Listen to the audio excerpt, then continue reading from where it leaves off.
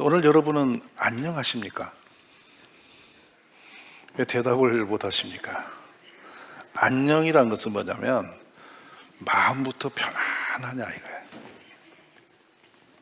괴롭고 힘들고 누군가를 미워하고 세상에 어쩌고 저쩌고 다 모든 거 없이 그냥 편안하다. 이 안녕이에요. 이 안녕이 샬롬이라 하는 히브리 언어로 되면은 어떤 게 되냐면 평화라는 뜻을 갖기도 하거든요. 근데 평강이라고도 해요. 근데 이 부분이 이런 겁니다. 원래 편안한 것이 아니라 어떤 사건으로 무너졌던 것이 회복되어서 다시 편안한 상태로 돌아왔다. 그 상태가 샬롬이에요. 인생 살면서 늘 편하고 좋은 일만 있는 건 아니잖아요. 세상은 우리를 괴롭히고 아프고 힘든 게 가득합니다. 그런데 그 속에서 내 마음이 불안해져, 괴로워져, 그리고 자꾸 힘이 들어. 이렇게 되면 이제 이것이 불완전한 사람이에요. 그래서 오늘 명절이 되는데 혹시 어디를 가든 오든 안 가도 괴롭고 가도 괴롭고 이쪽 가면 저쪽이 괴롭고 저쪽 가면 이쪽이 괴롭고 그런 분 계시거든. 오늘 샬롬하세요. 아멘이세요? 그래서 명절 때마다 제가 이 성경을 하는데 오늘 이 말씀이 그러죠. 마른 떡 한 조각이면 가난한 사람이에요. 한 조각 말라 비틀어진 떡 한 조각을 놓고 그냥 편히 사는 것이 제육을 고기를 산처럼 싸놓고 부유하게 사는 것보다 훨씬 더 좋은 거다. 물질의 부유함보다 마음 편하는 것이 더 복된 사람이라는 거예요. 그런데 나를 괴롭히는 사람이 항상 멀리 있는 게 아니에요. 그래서 우리는 갈등이라는 용어를 쓰잖아요. 직하고 등나무를 상징한 거예요. 등나무를 반듯하게 키워보려고 이렇게 줄을 대서 철사에다 감아놔도 금방 타고나면 엉켜 있어요. 여러분이 아마 북한의 그 뚱뚱한 아저씨 때문에 열받아서 잠 못 잔 일은 없을 겁니다. 문제는 있지만은 잠은 올 거예요. 그 집이 뭐 딸이 낳고 아들을 낳고 하는 것 때문에 힘든 일은 없죠. 근데 문제는 옆에 이분이 문제예요. 옆에 있는 이분 때문에 괴로운 거예요. 평강이 없어. 그 세상은 평강이 없고 고통이 따르는데 체르노빌이라고 하는 원자력 발전소가 폭파되어서 그때는 뭐 구소련 시대죠. 난리가 났죠. 그때 독일의 한 과학자가 글을 씁니다. 철학자라고 할 수가 있죠, 이분이. 불안사회라는 이름을 썼어요. 과거에는 자연 환경으로 인해서 사람이 불안했는데 이때는 사람들 때문에 불안하다. 평강이 없다. 과학이 발전하고 사회가 점점 경제적으로 높아지는데 그런 상황에서 우리는 평강이 없다는 거예요. 이 세상이 우리를 너무나 앓게 힘들게 하는데 얼마나 어렵냐면 내가 가지고 있는 기술 가지면 평생 살만 했는데 지금은 자고 나면 그 기술이 쓸모없어져요. 그렇습니까? 안 그렇습니까? 옛날에는 여러분 뭐 분식 가게만 열어도 살았어요. 지금은 자고 나면 없어집니다. 안전지대가 없어요. 일본 같은 경우는 1200년 된 떡방앗간이 지금도 흥황합니다. 그거 붙들면 생계가 있고 자손들이 살아요. 근데 지금은 의미 없습니다. 하루아침에 문 닫습니다. 저희 젊은 시대는 대학만 나오면 평생 길이 있었습니다. 근데 지금은 대학 나와도 길이 없습니다. 온 세상이 한치 앞을 볼 수가 없어요. 불안해요. 민감해집니다. 민감해지는데 나를 이해하는 사람은 또 없어요. 그러니까 누가 조금 자극을 주면 그냥 폭발해버리거나 숨어버리거나 피해버리는 겁니다. 이제 가정도 서로와 가족끼리 어울려 살던 시대 끝나고 왜 아파트 값이 이렇게 자꾸 힘들어가냐면 사람은 나이는 들어가는데도 홀로 사는 사람이 많아지는 거예요. 과거에는 10명이 집 한 채면 됐거든요. 그렇게 산 분 2명이도 계세요. 언니들, 오빠들. 형제가 10명이 있었다고. 집 한 채 갖고도 부족이 없는 줄 살아서 그런 줄 알고 살았어. 아멘도 않지만 사실은 그랬어. 근데 지금 시대는 각자 방이 있어야 되고 각자 집이 있어야 돼요. 왜 그러죠? 함께 있는 게 힘든 거예요. 사회적 구조로 지금 분열이 왔죠. 그래서 자료를 보니까 이 사회적 갈등 구도가 90년대 비해서 지금 76배로 높아졌어요. 그러니까 1년에 우리가 전 국민이 벌어들이는 모든 수입의 10.4%를 갈등을 단돌이 하는 데 쓰고 있어요. 정상인가요? 비정상인가요? 이건 사회적 구도에서 그런데 개인적으로 들어가 보면 이보다 훨씬 클걸요. 훨씬 비용은 많을걸요. 한마디로만 하면 이런 겁니다. 이게 무슨 소린가 잘 이해가 안 가실 텐데요. 부부싸움 하면은 술 먹으러 갈 거 아니에요. 여러분은 안 그렇지만 맞습니까? 안 맞습니까? 열받으면 여행 갈 거 아닌가? 도망칠 거 아닌가? 그러면 그것도 사회적 비용입니다.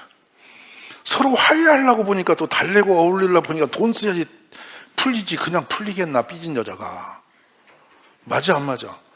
그러니까 모든 게 갈등 구도로 해서 쓸데없는 비용과 에너지를 쏟아버리고 정상적으로 생산적인 가치를 갈 수 있는 길이 막혀간다는 거예요. 이게 지금 사회의 문제입니다. 그러니까 삶이 자꾸 공격적으로 시달리다 보니까 사람들이 마음이 불편해졌어요. 옛날에는 그 어른이 동네 다니면 편안하셨잖아요. 왜냐하면 사회가 변화가 없었어요. 근데 지금은 너무 민감한 사회에 살다 보니까 우리 스스로도 마음이 좁아지기 시작했다. 그래 힘든데 집에 갔더니 또 한 판이 벌려진다 이거예요. 또 살다가 명절이라고 갔더니 또 열받는다. 요즘에 TV에서도 종종 그런 안 했어도 전 드라마를 맹글어서 드라마도 아닌 것을 보내는 데가 있던데 해마다 제사상을 차리고 시댁에 가서 일을 하는 며느리가 이번에는 열받아서 한번 버텨보자 하고 있는데 항상 늦게 오는 분은 이유를 갖고 와. 그리고 갈 때는 한 보따리 싸가. 일하는 사람은 그냥 오면서부터 갈 때까지 열받고 1년 동안 열받아. 명절만 쳐다봐도 스트레스가 오는 거야. 그래서 여러분 그 며느리가 또 핑계를 대고 이번에는 기부스를 하고 온다는 거 아니야. 그때는 집에 있는 며느리는 아주 온몸에 감고 누워갖고 한번 해본다는 거 아니야. 이게 세상인 거예요. 갈등이에요. 그래 얼마나 이게 기가 막힌 세상입니까? 세상에는 평화가 사라졌습니다. 여러분 편안하십니까? 그래 오늘 결론은 한 가지 있어요. 답이 없으면 제가 이 설교를 할 일도 없죠. 답은 분명히 있어요. 있는데 우리는 너무 아픈 거예요. 세상이 힘든 거예요. 그리고 그게 나의 마음부터 세상 사회적으로 모든 게 다 원망이 되고 원수가 되고 고통이 되는 시대가 열렸다 하는 거예요. 언제부터 이런 일이 왔는가 했더니 에덴 동산부터예요. 시작은 하나님과 관계가 무너지면서 이제 부부 간의 관계가 깨어지고 이제 자녀 간의 갈등을 하더니 결국에는 살인자가 되어버린 거예요. 그리고 우리의 환경 자체가 평생 종신토록 일했지만 내 소산이 쭉정이가 되어 있단 말이에요. 힘든 거예요. 그래서 이제 어려운 거예요 지금. 이번 명절이 어쨌든 여러분이 어디서 뭘 하든지 평강이 있기를 원합니다. 그 평강을 하려면 딱 한 가지 시작이 있어요. 뭐냐면 용서와 용납이에요. 용납이 뭔지 아세요? 그럴 수밖에 없었겠지. 많이 속이 보이는데도 너는 그렇게밖에 할 수가 없잖아. 이렇게 하고 놓아두는 거야. 아멘. 당신은 그럴 수밖에 없는 사람이야. 이렇게 용납을 하는 거야. 이게 용납이야. 받아들이는 거야. 그 사람의 상황을 내 상황이 아니라 그쪽의 상황을 내가 받아들이는 거야. 할렐루야. 남편이 화를 자꾸 내고 막 이렇게 속상하게 하면 저 사람은 저렇게밖에 할 수 없나 봐. 따라서 그럴 수밖에 없겠지. 이 말 할래 또 열받지. 그럴 수밖에 없다. 이렇게 하는 것이 용납이에요. 너는 그럴 수밖에 없을 거야. 그러니까 그렇게 해. 그래도 나는 편안할 거야. 이렇게 하면서 받아들이고 이해할 수 있는 거죠. 이것이 배려심이에요. 그리고 역지사지다. 상대방의 입장을 내가 공감해 주는 거예요. 이 말 알아들어요? 세상에는 근데 이게 그대로 그렇게 지나가는 게 아니라 자꾸 받아주다 보면 버르장머리 나빠진다고 하시죠? 맞아요 안 맞아요? 근데 버르장머리 나빠지도 그냥 그러고저고 냅두다 보면 변화가 온다니까요. 일단 용납이 축복입니다. 그래서 가까울수록 우리가 문제인데, 에베소 4장 2절에서는 모든 겸손과 온유로 하고 오래 참음으로 사랑 가운데서 서로 용납하고 그랬어요. 중요한 메시지예요. 뭐요? 겸손하고 온유하고 오래 참고 사랑하는 마음으로 그냥 용납하고. 아멘 하시기 바라요. 이렇게 여러분 되시기 바랍니다. 자, 골로새서 3장 13절에 가면은 누가 누구에게 불만이 있거든 서로 용납하여 피차 용서하되 주께서 너희를 용서하신 같이 너희도 그리하고. 말씀은 머리로 믿어지는데 좋겠다 하는데 삶은 안 되잖아요. 이 부분이 우리가 이제 이겨내는 믿음이 있기를 주의 이름으로 축복합니다. 그래서 우리가 이 부분을 보니까 마음이 좁아져서 일어난 일이 크다는 거예요. 마음이. 여러분 마음을 넓히시기 바랍니다. 고린도후서 6장 11절에 보면은 고린도인들이여 너희를 향하여 우리의 입이 열리고 우리의 마음이 넓어졌으니, 12절 같이 읽을까요? 너희가 13절 내가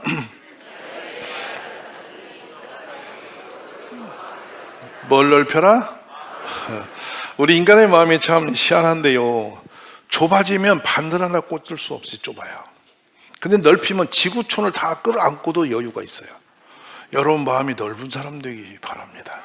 그래서 인사를 이렇게 한번 해보실래요? 소갈머리 좀 넓히세요. 소갈머리 좀 넓히세요. 그럼 축복이 있어요. 우리 그리 사셔야 돼요. 무슨 일을 하든지. 근데 이게 희한한 게요, 얼마나 재밌냐면, 아까 그 꼬맹이 예쁘죠? 이런 애는 실수를 해도 이뻐요. 근데 노인은 실수하면 보기 싫어요. 맞습니까? 안 맞습니까? 그러니까 나이 들면 밥풀 붙으면 취해 보여요. 근데 애가 여기 붙이면 그렇게 귀해요. 맞아요, 안 맞아요? 똑같은데 괜히 나이 때문에 미움이 돼가 있는 거예요. 그러니까 저분은 이거 붙어도 모르구나, 이해를 하라고. 그래가 더럽구나 하지 말고. 이 용납이에요. 이게 어려우세요? 어려우시냐고.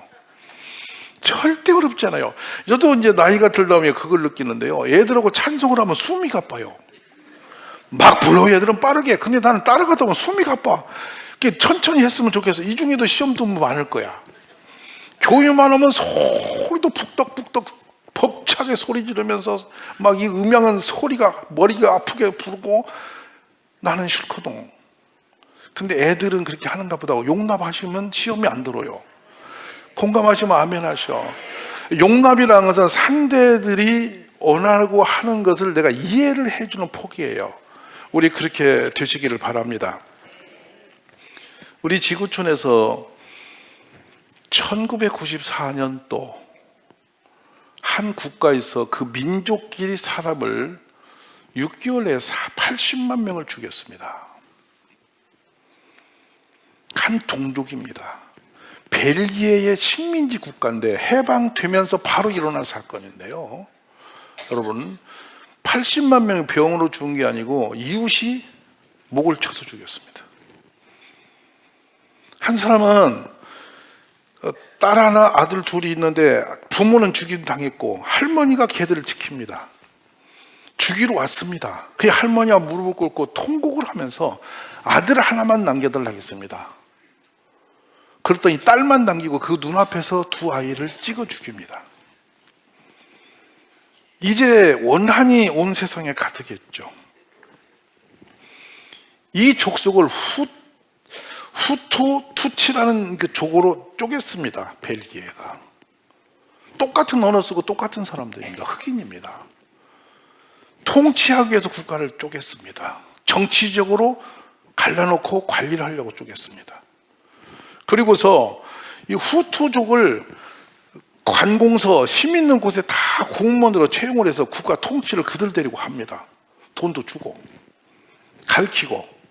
그러니까 후투족은 이제 벨기에의 매국노처럼 붙어서 돈도 벌고 성공을 했어요. 근데 벨기에가 철수를 한다 이 말이에요. 그러면 지배했던 이 사람들이 그 자리에 있으면 불안하거든요. 그러니까 밖으로 나가서 무장을 하고 군대를 만들어서 다시 쳐들어 들어온 겁니다. 들어와서 뭐라고 소문을 냈냐? 방송을 하는 겁니다. 저 투치 족속이 살아있는 한 우리는 죽는다. 저것들을 없애야 한다. 그러면서 이제 계속 세뇌 방송을 합니다. 방송을 듣는 사람들이 불안 공포가 점점 커지니까 아 그렇구나, 저 투투족은 저거 투치는 없애버려야 되겠구나, 이런 생각이 점점점 고조되다가 야 위험 수위를 넘고 있어, 이대로 언제 죽을지 몰라 하니까 하고 일어나서 칼 들고 총 들고 사람 도끼 들고 가서 죽이기 시작한 겁니다. 세뇌되면 사람이 가는 거예요. 그래 결국에 이 나라는 이 벨기에 손에 의해서 통치했던 그들이 그 나라 권력을 장악을 또 합니다. 무기로. 그리고 그때 대통령이 지금도 대통령입니다. 그런데 어떻게 해서 이 나라가 지금은 저 살상이 멈춰졌느냐. 저걸 끝나고 나니까 이들이 깨달았어요. 내가 미쳤구나. 죽인 사람들이 생각을 하는 거예요. 내가 미쳤구나. 우리 옆집의 아저씨를 내가 찍어주겠네. 남의 집 딸을 내가 도끼로 찍어주겠네. 내가 미쳤구나. 그래서 감옥에도 갑니다. 근데 중간에서 많이 죽은 사람이 있습니다. 평화롭게 하자, 우리 민족끼리 싸우지 마자. 그랬더니 양쪽에서 죽여버립니다. 그래서 성한 가정이 없어요. 다 죽임당하고 죽인 사람과 어우러져 있죠. 그런데 그 대통령이 기독교인이 됐습니다. 그리고 어떤 운동을 했냐. 죽인 자들이 자수하고 항복하고 회개를 하면 살려주자. 그리고 피해를 입은 사람들이 용서를 하면 되는 거다. 이 운동을 전국적으로 하면서 정치 얘기, 후톤이, 투친이 이런 용어를 하는 사람은 그 사람 죽인다. 그러니까 그걸 법으로 만들어서 밀어붙이니까 아무도 정치 얘기를 안 하다 보니 몇 년 지나니까 이웃이 열리고 평화가 왔다. 무섭지 않으세요? 저는 이 일이 멀리 있는 게 아니라고 느껴지는 부분이에요. 심각한 겁니다. 그러면 한팔 넘어갑시다. 우리 전라남도에 가면요, 진리도가 있고 임자도라는 섬이 있습니다. 무안에. 거기에서 우리나라의 복음이 꽃피워진 곳인데요. 문중경이라는 한 여성이 그곳에 복음을 전하여 거기는 온 동네 94%가 예수 믿어요. 그래서 소문났죠. 개도 교회 간다고. 가보니까 진짜예요. 주인이 다 교회 가니까 그 개들은 전부 교회 마당에 다 집합해 있어요. 개도 교회 가는 거예요. 그래서 그 교회를 갔는데 거기 진리야라는 동네에서 진리. 그분들은 이제 어부로 생활을 하는데요. 바다에서 민어를 잡아서 일본으로 수출하고 이렇게 살아요. 진리 교회가 참 잘 지어져 있습니다. 그래서 그 교회 안에 가보니 성도 한 200여 명 살아요. 시골치고 참 좋은 교회예요. 그런데 그 마당에 이 비석이 있어요. 우리 인공이라고 그분들을 해요. 그것이 6.25 때 그 동네 사람끼리 죽였습니다. 빨갱이라고 해갖고 다 쳐 죽여서 막 대창으로 찔러 죽여서 거기다 묻어놓은 거야. 그 기념비가 마당에 있어요. 예배당에. 근데 놀라운 것은 그때 죽였던 장로의 아들이 그 교회 장로, 죽임당한 장로 아들이 그 교회 장로예요. 근데 두 장로가 교회를 지키고 있어요. 아버지를 죽인 사람의 아들이야. 무슨 말 이해되세요? 그래서 제가 두 분을 만났습니다. 이거 어찌 된 거냐 그랬더니 아버지의 실수를 이 아들이 평생 회개를 해요. 미안하다, 잘못했다, 니네 아버지 우리 아버지가 죽였다. 그럼 이쪽에 죽임당한 아들은 괜찮아, 그건 우리 아버지 때 한 일이야, 우리는 그러지 말자. 이런 두 분이 교회에서 그렇게 사이좋게 교회를 지켜요. 감사하지 않으세요? 그러니까 서로가 서로를 이해하면서 아픔을 나누다 보니까 극단적인 벽을 넘고 나니까 평화가 온 거예요. 부러웠습니다. 오늘 여러분, 민족 간에나 가정으로 가나 회사를 가나 어디 가나 사람을, 상대를 편하게 해주는 사람이 복된 사람이에요. 누구를 괴롭힌 말을 흘리고 괴롭힌 표정을 짓고 다니는 것은 결코 불완전한 사람이에요. 이번에 명절에 어디를 오가든지 상대가 편하게 해주세요. 이래라 내 기준 두지 말고 상대가 편한 것을 하게 하시라고요. 아멘이세요? 우리 항상 이것이 은혜예요. 은혜. 그 옆에 분 다시 인사 좀 하세요. 제발 나를 괴롭히지 마세요. 말하기 싫으세요? 나를 괴롭히지 마세요. 하고 싶은 대로 좀 편하게 좀 놔두세요. 아멘이십니까? 그렇습니다. 그 한 가족의 그 니란타 고라마, 이름도 엄청 어려워. 이 동네는 마리안나 니란타 고라마. 이해가 안 가시죠? 제가 일부러 적어갖고 봅니다. 그 사람은 집단 매장, 산채로 자기 가족과 언니, 오빠를 사그리 매장시켜버린 사람입니다. 얼마나 원한이 맺혔게요. 근데 그 일을 한 사람이 살아있어요, 옆에. 그를 용서했습니다. 누구 때문에? 예수님 때문에. 예수님 믿고 보니까 용서가 신앙이라는 걸 알았습니다. 왜냐? 십자가를 통해서 하나님이 나를 보시기 때문에 내가 구원을 받은 거예요. 맞죠? 그래서 십자가를 통해서 내가 구원받았는데 십자가를 통해서 세상을 보니까 다 용서해야 할 사람뿐이 없다. 이게 지론이에요. 우리의 신앙이 이와 같이 되기를 기도하시기 바랍니다. 마태복음 5장 9절에는 화평케 하는 자는 복이 있나니 그들이 하나님의 아들이라 일컬음을 받을 것이며, 여러분은 하나님의 아들이십니다. 아멘. 우리 예수님이 십자가에 하신 일, 가장 위대한 일, 에베소 2장 14절, 그는 우리 화평이신지라. 읽어보시죠. 둘로 하나를 만드사 원수된 것 곧 중간에 막힌 담을 자기 육체로 하시고, 15절, 법조문으로 된 계명의 율법을 폐하셨으니 화평케 하시고, 16절, 또 십자가로 이들을 한 몸으로 하나님과 화목하게 하려 하심이라. 원수된 것을 십자가로 소멸하시고, 17절, 또 오셔서 먼데 너에게 평안을 전하시고 가까운 데 자들에게 평안을 전하시니. 에베소 4장 3절, 영원한 평안에 매는 줄로 성령이 하나 된 것을 힘써 지키라. 할렐루야. 이번에 명절뿐만 아니라 앞으로 살아가는 동안 상대를 괴롭게 하지 마세요. 항상 상대를 이해하고 받아주고 편안하게 사는 지혜를 가지세요. 세상에 제일 좋은 사람은 사람 편하게 해주는 사람이야. 알아들으면 아멘. 세상에 아주 나쁜 놈은 까실한 놈이야. 까실하게 하는 놈이야. 알아들으면 아멘. 한번 인사 좀 하세요. 옆에 분 까실합습니까? 편안합니까? 제발 좋은 사람 좀 되세요. 누구 믿었으니? 예수 믿었으니. 그렇습니다, 여러분. 사람이 있죠. 자기 잘못한 것은 양심으로 좀 아는데요, 그냥 상대방이 그걸 꼭 씹어서 용서를 해라는 놈, 뭐를 해라는 놈, 이러면 피곤해요. 그냥 잘못 있어도 모른 척 넘어가시면 좋아져요. 따지지 좀 마세요. 내 여성들에게 당부하는데요, 50년 전 이야기도 기억을 하셔요. 아주 총기가 명찰에 그 머리로 고시를 쳤으면 뭐가 됐을 거예요. 어떻게 상대 약하면 그냥 돌아가실 때까지 그렇게 총기가 청청한지 모르겠어요. 치매가 걸려도 안 되는 거야, 그거는. 제발 잊어버리세요. 용납하세요. 우리는 편안하게 하는 거예요. 좋은 일만 기억하세요. 아멘. 그래서 이제 보세요. 함께 가족끼리 살면서 좋은 일이 많았게 나쁜 일이 많았게. 말을 못 하겠지. 전부 나쁜 것만 생각날 거야. 아니요, 여러분. 다 좋았는데 어쩌다 힘들었어. 근데 힘든 것만 다 기억을 해. 하나님 보시기에 선하질 않아요. 당신이 있어서 행복했습니다. 아멘. 우리 그런 믿음으로 명절을 승리하시기 바랍니다.